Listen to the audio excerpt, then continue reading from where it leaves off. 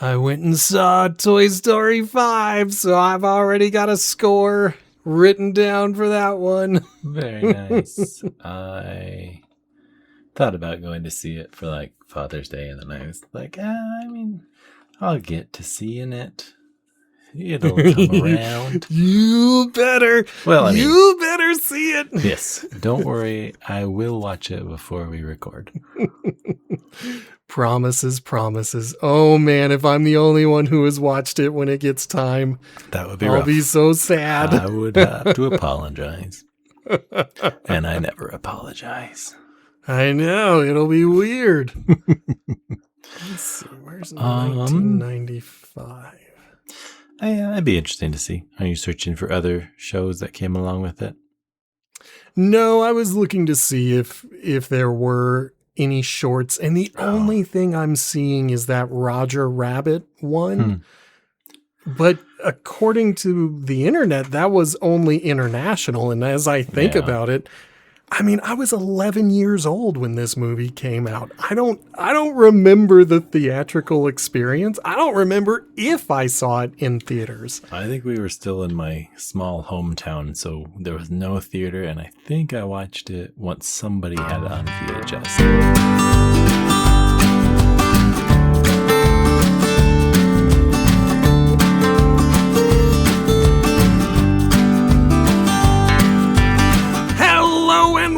Welcome to Potato Chip Pictures, the movie franchise review podcast, currently looking at the Toy Story franchise. My name is B. Sammy Davis. Hello again. Welcome back. I'm Justin. And why don't you kick us right off? Tell us about this first movie in the Toy Story franchise. And I'm sure we can be totally objective and we can come up with fair reviews for these movies. I think it is interesting to come back to wanting to review it because I saw no flaws in it as a child. It was definitely fun. I said earlier that I believe I only watched it once it came to VHS. I don't honestly... Since we didn't have a movie theater around, I'm trying to remember even what would have been the first movie I saw at the theaters. The only one I really remember was going to The Matrix, I think, when I was 12. And that was memorable. Maybe we'll get there. Yeah. One good movie.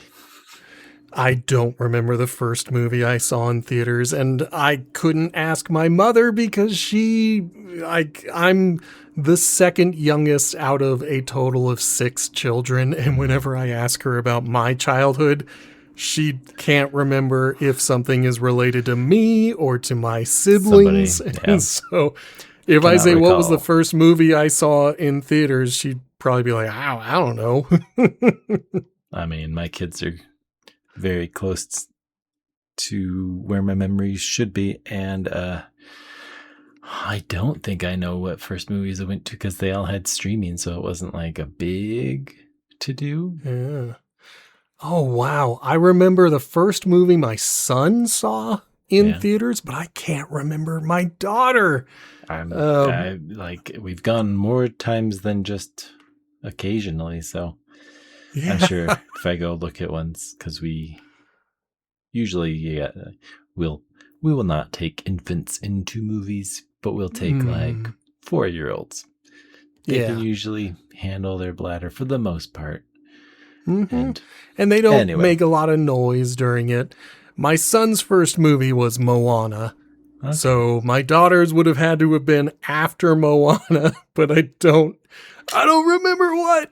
That's something out there. But this movie came out in 1995.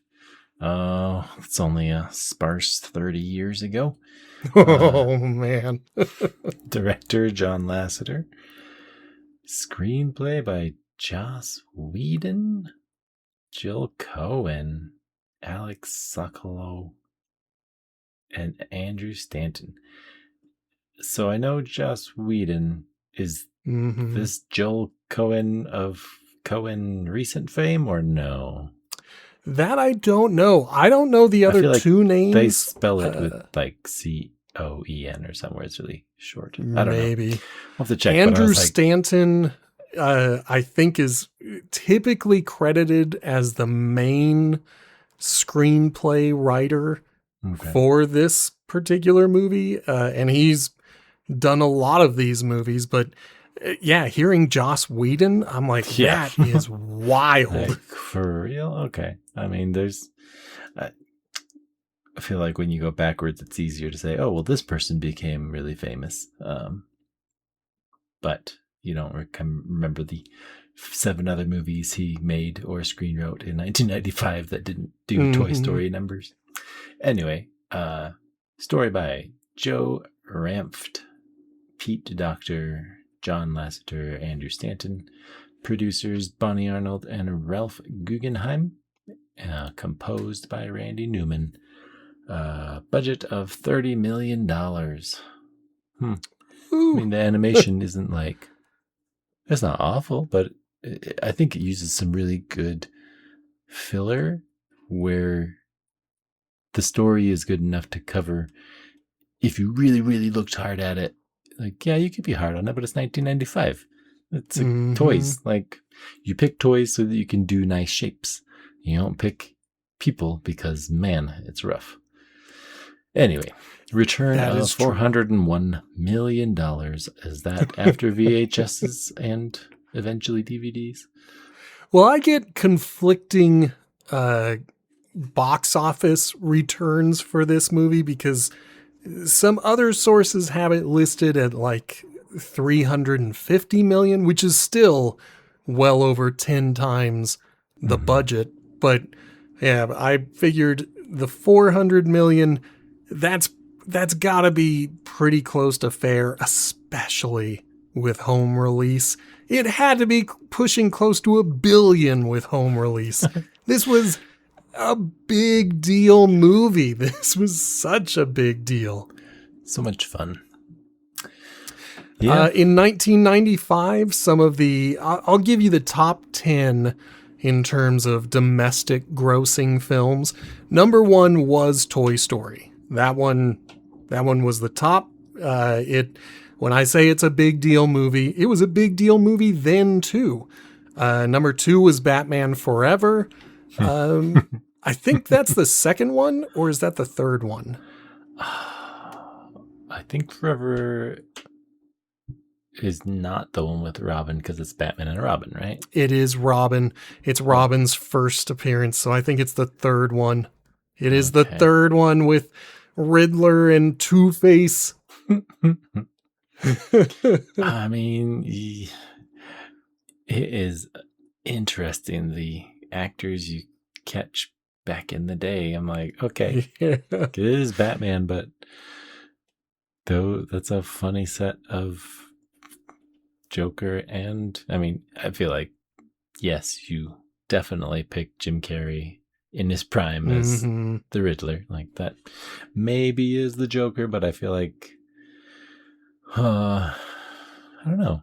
They didn't ever go back to it till Heath Ledger, right? Like, they had I don't Nicholson. think well, you're thinking the Joker. But Riddler didn't come back until The Batman, which was just a couple of years ago. But Jim Carrey as the Joker, I feel like is Riddler.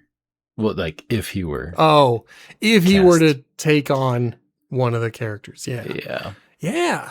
And yet I think Nicholson is the better Joker. If, not knowing what a Jim Carrey Joker would be. Yeah. I think Jack Nicholson did it better. Yeah, I could see that. Number 3 was Apollo 13, another Tom Good Hanks show. movie. Good show. So he shows up twice in the top 10. Pocahontas at number 4. So Disney's got at least 2 big releases for 1995. Ace Ventura, When Nature Calls. So you get your second Jim Carrey movie. Number 6 was one that we've reviewed, GoldenEye. Hey, That was the return of 007. That one shined really nice. And then another franchise that I am interested in doing, starting with Jumanji. That was our number 7. A franchise that we could skip because I think really only this first movie was worth talking about. Number 8 was Casper, the Friendly Ghost. I really liked that movie. That one too. Yeah. And then 7, a psychological thriller, classic film. Typically, most people need to have seen it at least once. I think I've seen it 3 times. It's never easy to watch. It is good, but it's a hard watch. I mean, I haven't watched it straight on DVD or streaming. I think I caught it on TNT or something like that when it was broadcast, So slightly censored. Yeah.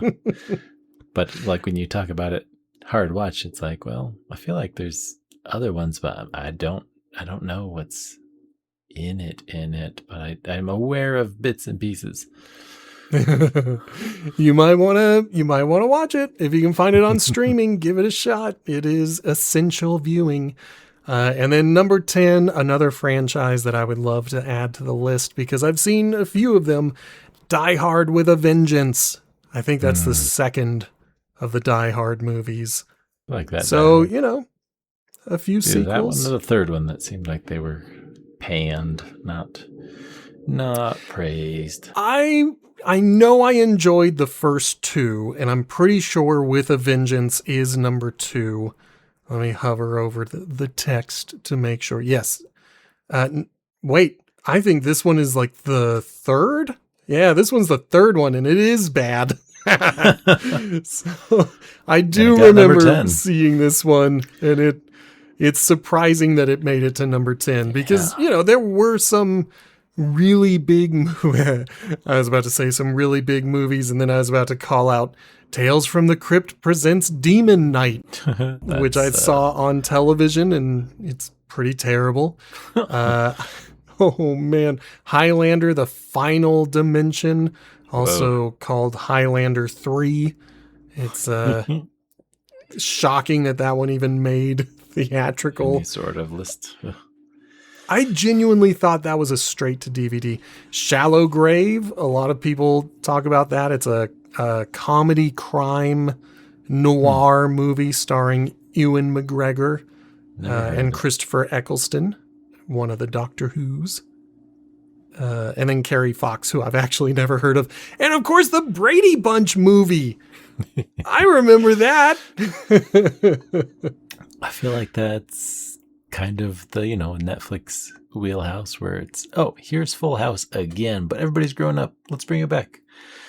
Yeah. Well, let's do the Brady Bunch for all those people that grew up with them, and then let's just make another one.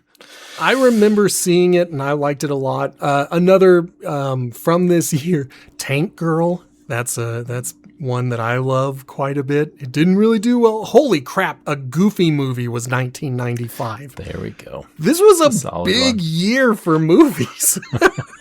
I think there was that heyday of movies, and I feel like that's maybe not so much silly and odd movies nowadays, but a lot of them are classics. They're movies that people will come back to and talk about frequently. You've got Ron Perlman in The City of Lost Children, where he plays essentially a giant, but he's got special needs because he's in this French city and he doesn't speak French.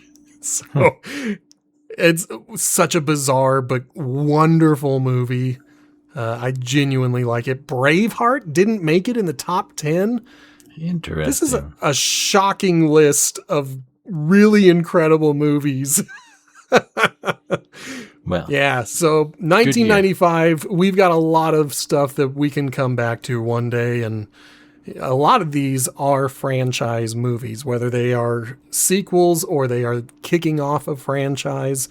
1995 was huge. And the number one movie of all of them was the one we're looking at today, Toy Story. And it's nice and simple. Like, Woody is the favorite toy, and there's a new favorite toy, and that's like reality for any kid, any parent. Mm-hmm. You've got a toy Mm-hmm. that you play with, and then there's a new one. So it's a, I feel like it's not trying to tread new ground other than, hey, it's animated, it's funny, and let's It's a throw these very guys good together. adventure. Yeah. It's a very good adventure. All things said, there's really only like 4 locations in this adventure story. You've got Andy's house, his neighbor Sid's house, the gas station, and the pizza place. Yep. And otherwise, that's really it. Those are the only real locations. I guess technically the road when we're at the end of the movie, but You kind of see both of the house interiors, but yeah, I like mhm. the backyard. Yeah. Yeah, it's a nice and simple sort of thing. It Simple is. It's locations. it's shocking how easy this story is to follow, and yet it has so much heart. And I'll be honest, 11-year-old me was still playing with toys, and when I was a kid, I played with as many toys as I could. I wanted to play with all of my toys equally because I didn't want them to think that I liked some of them more than others. So I felt validated watching a movie where the toys are very much aware of their How much they position get on the played with. totem. Yeah. That's funny. Oh, I think I had G.I. Joes around this time, and there was some fun like vehicle stuff for them. But yeah. Yep. I think I would have been around my Teenage Mutant Ninja Turtles phase, Gotcha. playing with a lot of those cartoon-based toys. But yeah, G.I. Joes, those had a permanent place in my household. And Lego, of course, whenever I would get some of those, I would build them and then play with them. Yeah, I was into toys for a long time. I think I stopped playing with toys maybe around 13 or 14, like when my friends were more into video games than they were into toys. But even though we had a Nintendo and a Super Nintendo, I still loved my toys. Well, I think that goes to why everybody was happy to just sit and watch this, because it's just the toys. Like, it's interesting that Andy's like, oh, I can't find my toys. Oh, hey, I found my toys. And it's like, there's a whole other drama happening, man. You lost your toys. You're not for even a night. aware. They break the rules sometimes. There are some things to be said for this movie's fast and loose rule set, where they will Barbie up, to borrow a phrase from the Chucky franchise. Whenever a human is around, they go into toy mode. But they are capable of being alive even when humans are around, as evidenced by the fact that they can be alive on the road, or they can be alive for Sid. Like, this is a willpower thing. This is, it is instinctual, because Just happens. Buzz will Barbie up even though he's convinced he's Thinks not a he's toy. Yeah. Just black out and disassociate, Just yeah. Well, I'm going to ask, is there anything in this movie that pulls you out of it? Anything that didn't age as well? Anything that you don't like as much 31 years later?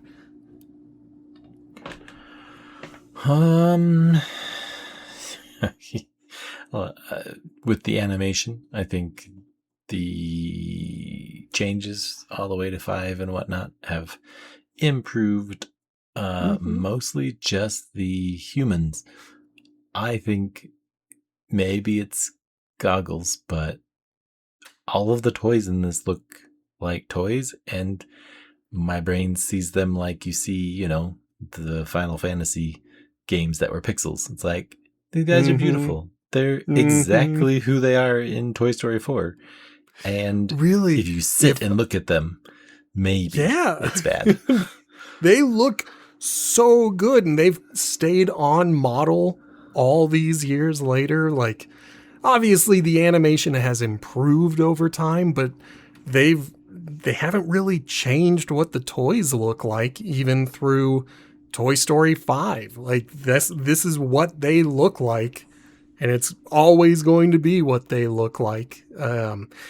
I gotta be honest, I think the only really uncanny valley thing for me is probably the baby sister.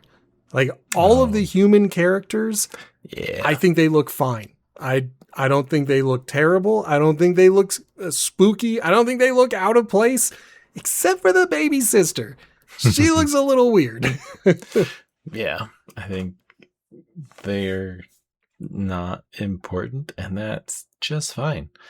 Like, I will always go back to Lego, where it's a universe of toys, and then, oh, yeah, the humans are here, and I don't like Andy's their reason for needing to fulfill their toy duty, but I couldn't really care very much for Andy. I feel like the third I one was he has to give up the toys, but it's like, well, they did an okay job making me care about Andy then. I was going to ask you if this would have a Lego effect where you were like, I don't need the kid. I don't Nope. need these humans. 100%. Yes, I do not need the kid. Sid is a good villain to. I guess I would argue that he's necessary, but Mm-hmm. other than that, like, no, I don't need Andy. I don't need the kid. I don't need the mom. That's And shocking. I like the That's sister. I like genuinely Sid's sister. shocking. I'm like, I know that it's their toy reason. Like in the second one, they don't want to leave, but there's no threat of leaving. It's just the threat of I'm not the favorite toy anymore, and it's True. like it's still selfish. Like it's not. They don't care about Andy. I guess I would say for Woody, he cares that Andy doesn't care for him anymore. Like, I will say in later movies they make the humans more important yes, than this one does, but they still. I mean, their whole thing about getting Buzz to want to have the will to live is that speech about being like, he's your boy, like he's the boy that you get to play with, and that should be motivation enough to keep you alive. Which I thought, that's it's a more important plot point in future movies, but it right from the first movie, they're like, we exist for these kids. They are our reason for living, as it mm-hmm. were. Yeah, in the French. Now, um, I do have a negative for this particular sure. movie. I I have mean, like, something that did that take was me out. probably my only real one because I think it still nostalgically is so pretty. Like, but anyway, Mm-hmm. go ahead. I have to blame Family Guy for this because I had never even considered it until I saw, I don't even remember if it was like a series of episodes or if it was one of the movies or if it was just one of the episodes. But the family from Family Guy is in the post-apocalyptic future, and they're walking through the wasteland, and they come to an oasis that's absolutely perfect, except Randy Newman is there, and he is singing Everything You Do as narration. Uh, and they just make fun of his vocals and his writing style. And I still think You've Got a Friend in Me is a classic song. Sure. Two thumbs up to that particular song. But he's got two other songs in this movie and they are so distracting to me. I'm just like, ooh, I don't like these songs. I don't like these at all. Like I know the flying one, and that one like kind of is a nice narration song, but what's the third one? So the flying one happens in Sid's house, but Yeah. right after they open presents and Woody is watching Buzz replace him as the main that toy. one. There's another Randy Newman song, and I just don't like it. I don't like either the flying song. I mean, the flying song is probably number 2 in terms of the 3 songs that I can remember. Sure. With that montage song, the second song being a distant third, like it's definitely the worst. You've Got a Friend in Me is a classic. I'm never gonna talk smack on that one. It's fine. It's good. It's that second song that really kind of pulls me out and makes me go, ew. I don't think I like Randy Newman. Yeah, that's fair. I watched it yesterday and I vaguely hear the tune, but it's not anything that I can recall outright. So I can hear this flying song, like on the beats of the show, but I can't really hear. Is that song the one he's singing in Family Guy, or what song is No, he singing? in Family Guy, it's a mock song. They are. Oh, he's singing everything that Peter Griffin is doing. Like Peter Griffin takes a bite out of the apple, so he sings, and he takes a bite, and he takes another bite, chews a little bit, and like it was one of those things that I heard it at the right time in my life where I was like, wow, Randy Newman really is kind of corny. And ever since then, I've just never been able to enjoy him. So it really is all Family Guy's fault for me to not particularly like it. But, it's not Randy Newman's fault. I just, one joke kind of ruined me to him, and it became the fourth distracting. movie has one that was distracting, and I can't think of it, but it was like, oh, he's talking about what's happening on the screen again. Okay. Yeah, it's just not my jam. I wish it could be, but it's not. I have trouble with that Randy Newman voice and his songwriting style. The flying song, it's okay. I'm not going to sit here and be like, it's a terrible song best. because but it does stick in your head as a song that is appropriate and fits. And it's even got a nice little build-up moment right when Buzz is getting ready to try to fly. So I'm gonna do it, and I fail. But otherwise, I like even then, just hearing his voice is kind of what brings it back a little bit. Like I'm just like, I don't know. And that's not Randy Newman's fault. I'm not going to tell someone they're wrong if they say they love Randy Newman. Like some Family Guy incepted an idea in me. And ever since then, I have always kind of felt that way about Randy Newman. And it just kind of distracted for this whole movie.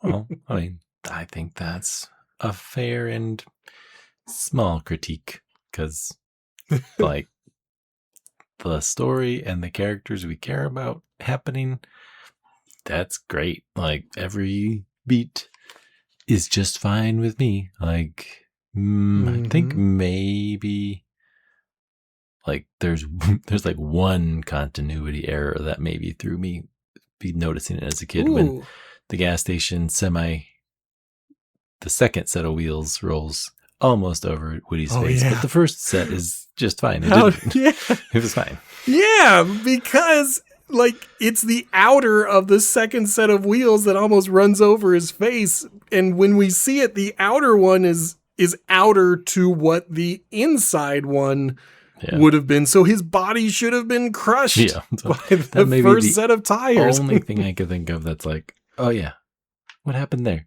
I don't know. I had to figure something out.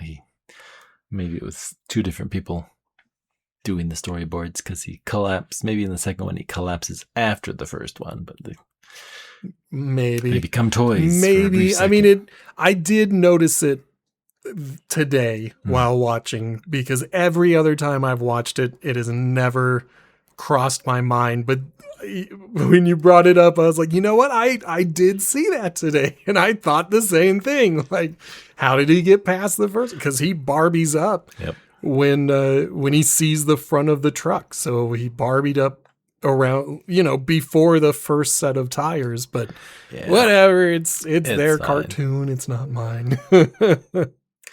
Well, good things. Yeah. Good things indeed. This is probably, I think, I've never seen Toy Story 4, so I just have to trust the trivia that tells me this. But according to trivia, this is the only Toy Story where we don't have a toy as a villain. And I don't want to get into Toy Story 5 until we get there. But this is the only one where a human is the villain, and that is Sid. Now, in the second movie, we will have a villainous human again. Sure.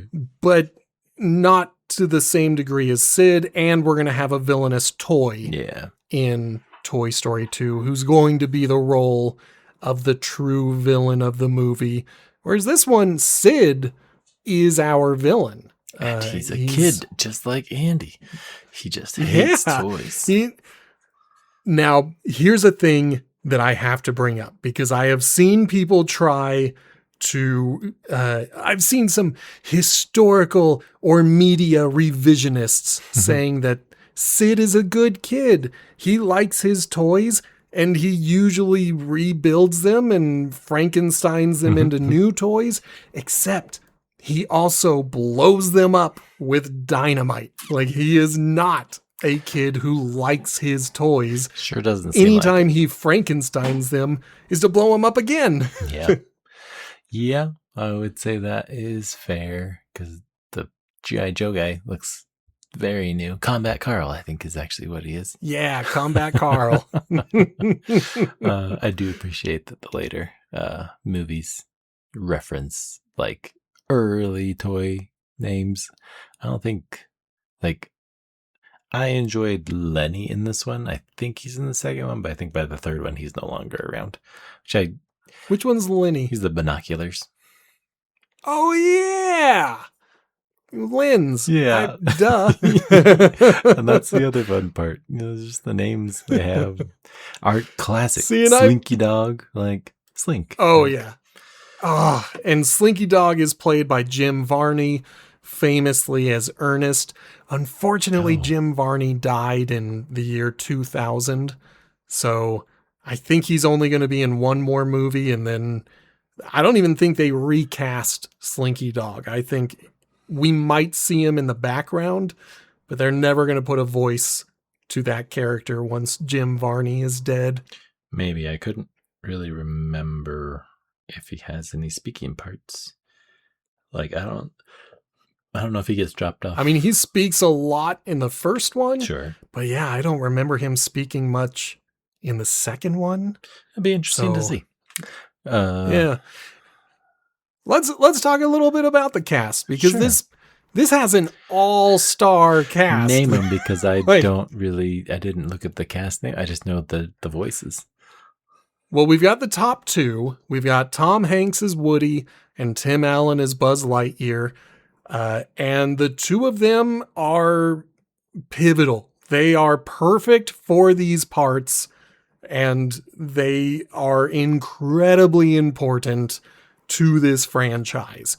I think without Tim Allen, without Tom Hanks, I don't know if you've got the same quality of movie. And if either of them was like, I'm done, I don't think I want to come back, I don't know if you could have any more. Yeah. You had Don Rickles as Mr. Potato Head, which kind of surprises me, because every time I hear his voice, I don't see Don Rickles' face. Yeah, nope. Really is one of those voices that kind of gets disguised. I do hear Jim Varney's voice as Slinky Dog. Like I do hear Ernest whenever he speaks. Wallace Shawn from The Princess Bride, inconceivable. He plays Rex, the dinosaur. Okay, yeah. And his is a very good voice for Rex because I don't see Wallace Shawn. Oh, yeah. I see Rex the dinosaur. And then when I see that it's Wallace Shawn playing him, I'm like, oh, yeah, that makes sense. John Ratzenberger from Cheers plays Ham. I love John Ratzenberger. He will appear in a lot of Pixar movies. The only name that I'm going to get to that I don't know is Bo Peep, played by Annie Potts. I don't know who that is. The name is familiar, but only really in, oh, I've heard of she it. was Janine in Ghostbusters. I don't know Ghostbusters, unfortunately. Oh, that lady. You just gave me a heart attack. How can you not know who Janine is? She's the only lady on the team. I have not watched end to end any Ghostbusters. Oh, well, maybe that should be our Halloween franchise. Sorry for anybody who wanted to get in on the Halloween franchise. I may have just decided it for us.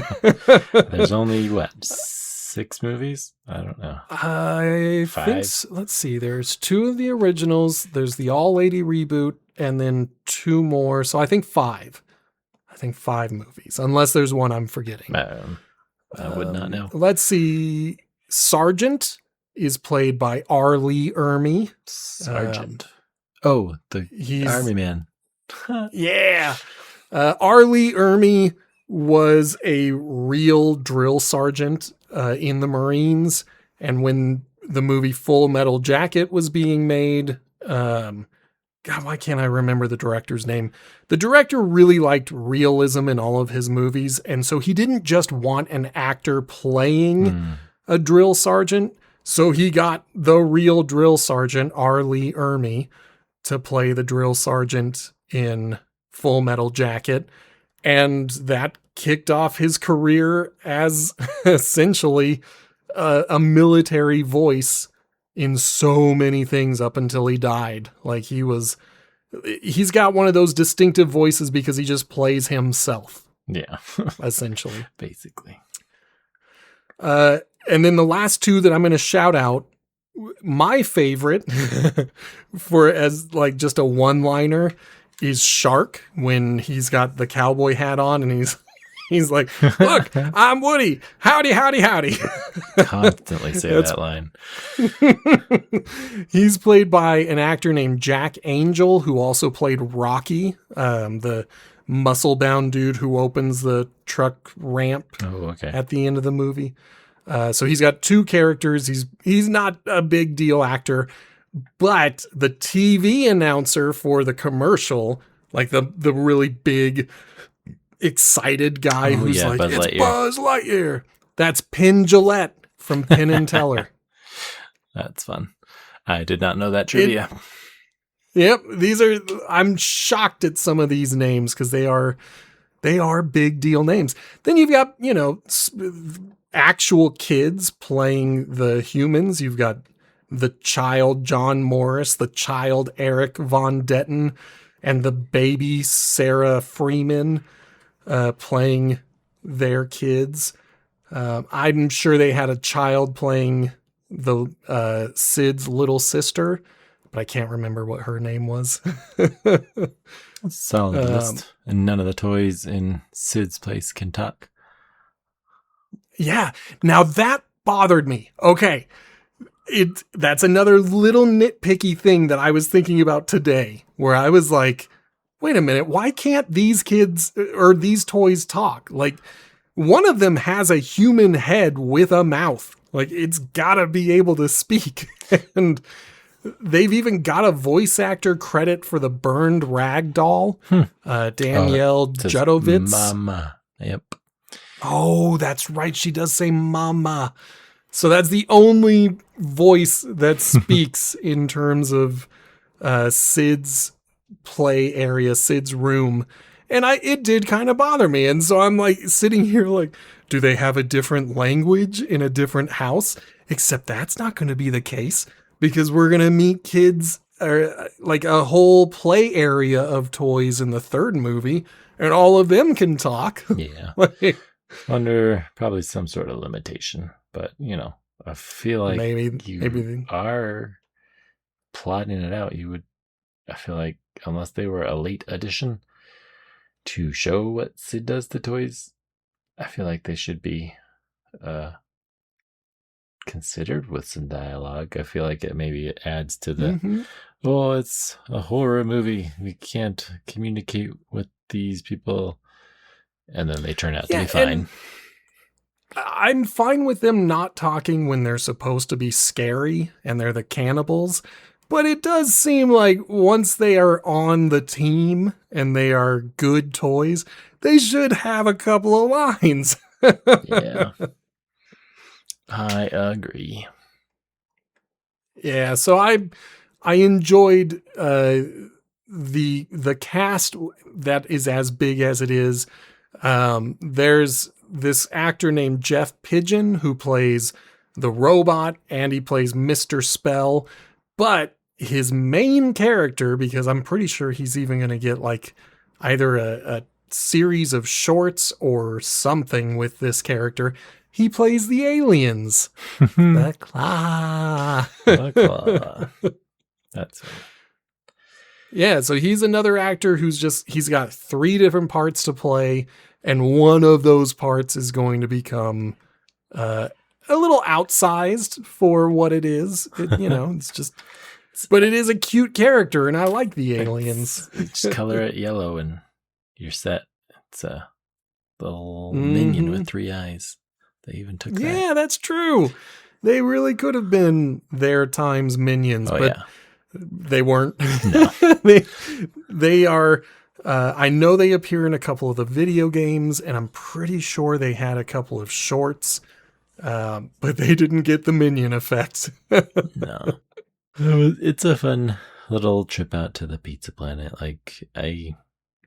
Each of the locations is just full of a new complication, and if there's a detour, it's a fun detour. Like the little green alien guys are talking to Buzz and Woody, and it's like toys that relate to Buzz because it still feels like they think they're toys because they reverence the claw.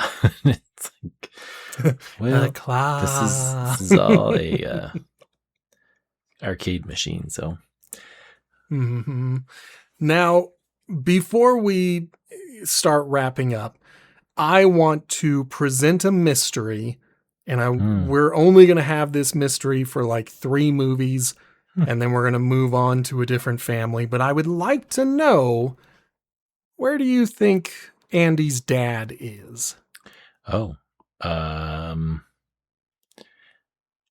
I didn't pay attention to the living room ever on any viewings, but well, he's not in the movie. He's never referenced. I don't think we ever see any pictures. That's what I was like. I don't know of any pictures. It is a mystery. I don't know if that's where I was like, is Toy Story like originally Disney, or was it like, did they eventually own it through Pixar? Because it's a little funny that other Disney movies also have no dads. Yeah. So it's like, I don't think it's a joke on their expense, but I do think that from what I recall, Pixar movies were like mostly imagined at one sort of sit down, and it's like, well, we can make this funny movie about toys and go from there. Like, why not fill it with fun little nods? Because there's There was some nod, I think, on like the Binford toolbox that's in Sid's house. Binford coming from Home Improvement, which Tim Allen stars in. There's other nods that made me chuckle to see them. Mm-hmm. I don't But the know question where. remains. I don't know where Andy's dad is. I think he's just not there. We've got Andy's little sister who is a baby. Oh, true. So if he's dead, Andy is remarkably well adjusted. If it's a divorce, he's remarkably Sure. well adjusted. Yeah. Because he's a happy kid. Like, he doesn't have a care in the world. He is totally content to play with toys. He's got healthy relationships with his friends. These are things that are not typical of a child of a divorce or death in the family. So maybe he's absent. Constantly working, and they go to Pizza Planet because he's the delivery driver to see him.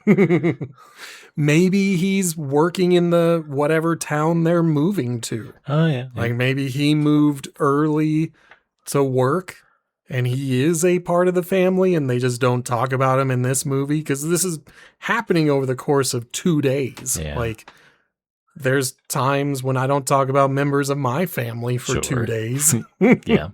It's not like, I feel like it is a question that you would imagine someone asking. I'm going to scan through the ending to see if the shots of the car have any extra people in them. I don't think so. Well, one of the things I noticed about the car is that Hannah is in her car seat in the front seat. So if this is taking place in the 90s, this is a remarkably irresponsible mother. Could be. It's interesting. Because we see one driver, but nobody else in the passenger seat for when they're leaving. Yep. So it's mom driving. Andy's alone in the back seat. Unless he's driving the big truck, but I think they hired movers. You don't know though. Yeah, so this is a mystery that we can attempt to solve over the next couple of movies. But I'm just from the psychology of the family where everybody's happy and we've got a baby daughter, I'm going to say he's got to be at the new town already working. Yeah.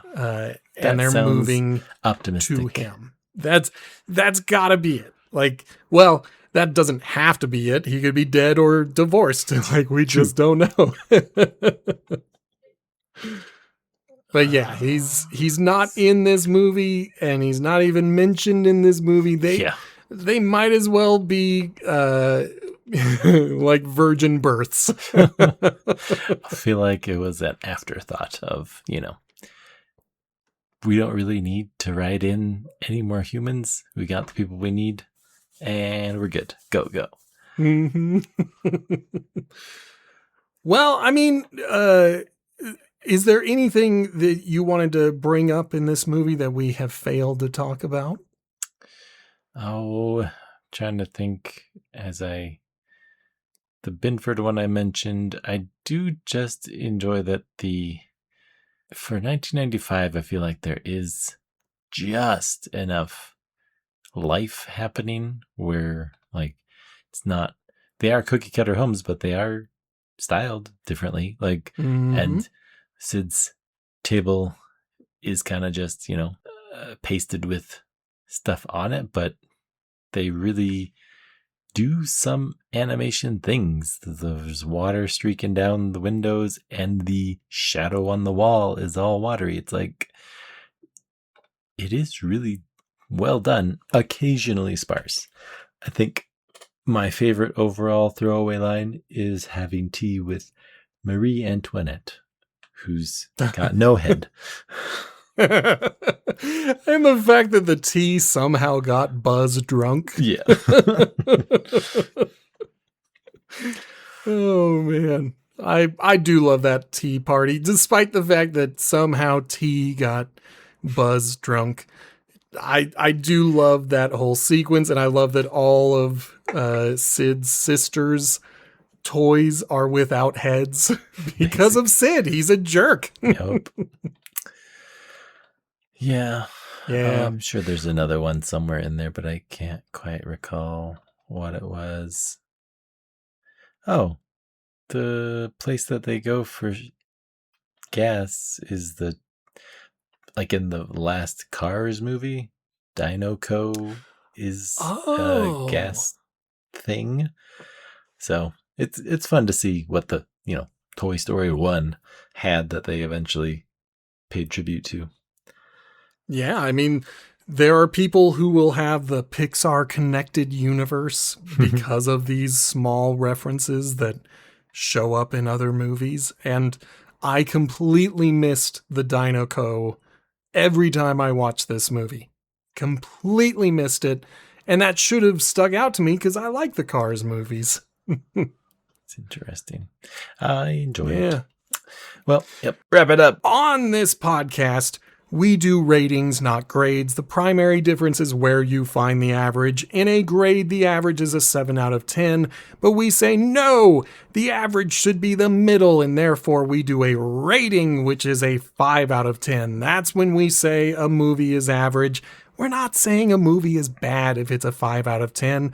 We're saying it's right in the middle. So with that said, Justin, why don't you tell us your rating on a scale of 1 to 10? I think Toy Story was made with a lot of joy, and it seems like it was made by people that wanted to tell a silly story with a little bit of drama and toy kind of related jokes, and they did a great job. I enjoy every single character. Like, there's a little troll that shows up and it's got 0 lines, but it's very simple because trolls were very simple. So it's like, all these toys look like toys. That's all you need. And they're alive, so they move around a little bit, but they're still limited to most of what they can do.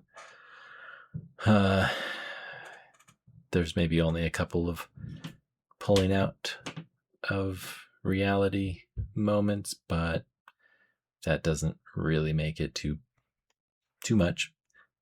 If you consider the limitations of 1995 for lifelike animation, lifelike figures, then the humans make sense. Sid is probably the best done. Like, even Andy doesn't look that great.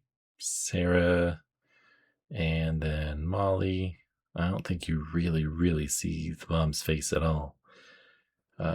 See a couple kids in the lawn, but I think per Lego, my main complaint is the humans, but these ones are understandably low poly. I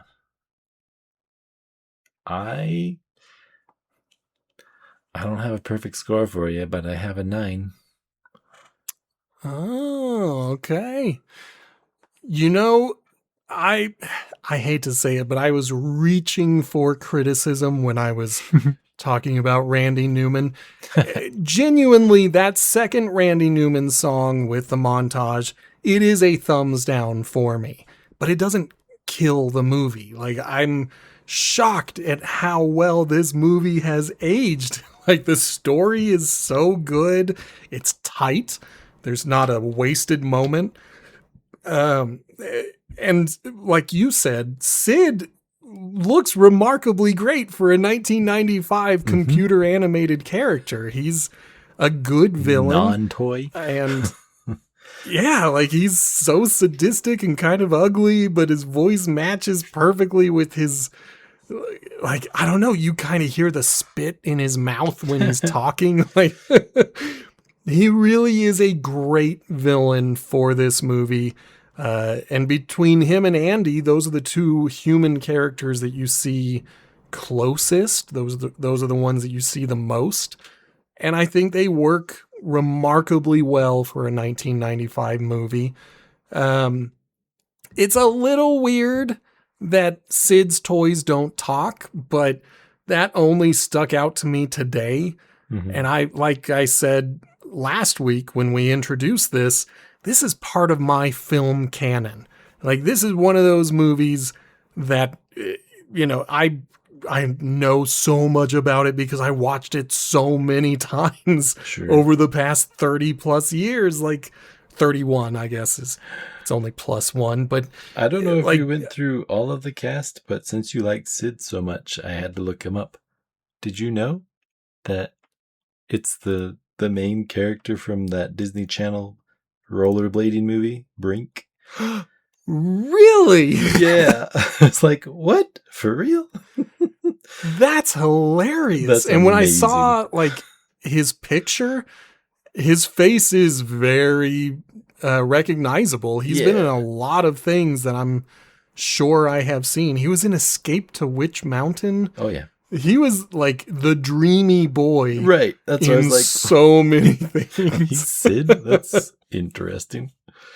That's funny. And then it looks like he did Toy Story 3 in 2010 and then didn't act until 2024. Like, that's wild. He did 14 years without acting, and he was a hunk. Like, it's so wild that he plays such a greasy, gross character in this movie. He's apparently and then you 13. see his picture and you're like, whoa. That's fun. Anyway, you continue your rating because I can't give this a perfect score. I know that I would be the one to give these things a perfect score, but to me, the Randy Newman stuff does pull me out just enough that I have to bring it down to a 9 out of 10. So Very we're nice. both at 9s. This movie has aged so well. It's still worth a watch. It's still such a great introduction to this franchise. And I'm pretty sure I know which one of these movies is going to get a 10, because there is one of these movies coming up that really shocked me, and it is Lightyear. I'm just kidding. I'm just kidding. I'm not going to say which one it is, though. Oh, yeah. I think probably end up on the same page on that one because we'll get to it. But, this first one, what a remarkable start. Like, show average of 9 out of 10. What a way to get started on a franchise. And we're going to be enjoying it through a few more to go. I really hope you make it to the theaters and watch Toy Story 5. And I'm excited to get to Toy Story 4 because that is the only movie that I have not seen. And so I'm excited to have something that's going to be new and fresh for me. Yeah, I'm excited to go see it. We will get it seen. Thank you for listening to our latest episode. This is a good recap. We both enjoyed Toy Story 1. You probably enjoyed Toy Story 1. Maybe join us for next week with the second one and the rest of the franchise. It's going to be fun. The latest released, I think, this week or last week. Last week in terms of the listeners' timeline. Well, yeah. But thank you for listening to the show. Go ahead, like it, comment on it, or if you wish, send us an email. We have a Gmail account specifically set up for requests or comments or not really debate, but if you have a differing opinion on Toy Story from 1995 that made 10 times its budget, go ahead and share it. That is at potatochippicturespod@gmail.com. And until next time, keep playing with toys. Goodbye. Bye.